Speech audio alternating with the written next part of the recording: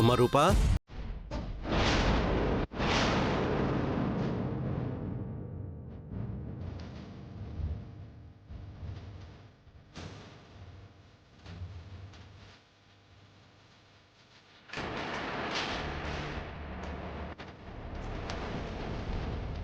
అమ్మ రూపా, ఏమైందమ్మా?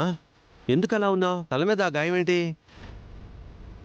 ఏం లేదు నాన్న, నిన్న జరిగిన విషయం తలుచుకుని భయపడ్డాను. ఆ బాంబు పేలినట్టు, మీకేదో అయినట్టు, పిచ్చి పిచ్చి కలలతో చాలా డిస్టర్బ్ అయ్యాను.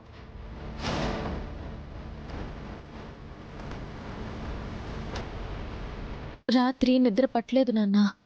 ఆ నిద్ర మత్తులో జారి పడ్డాను. అయ్యో,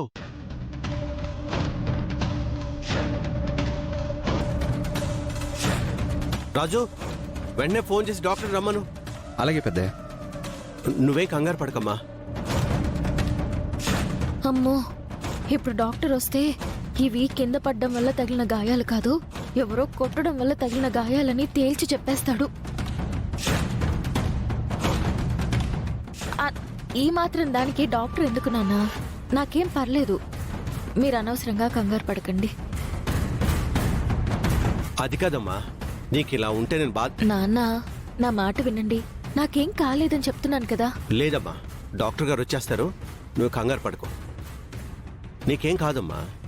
బంటి, బ్రేక్ఫాస్ట్ చేద్దుగానరా. నాకొద్దమ్మా. నువ్వు అడిగిన పొంగలే చేశాను, రానానా? అయితే ఓకే రా.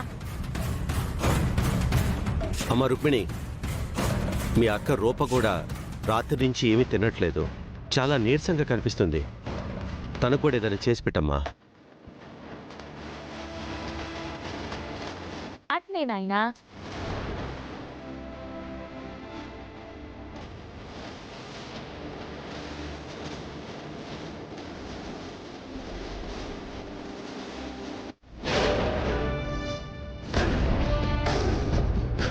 అమ్మ రూపా, నీరసంగా ఉన్నావు, కూర్చో.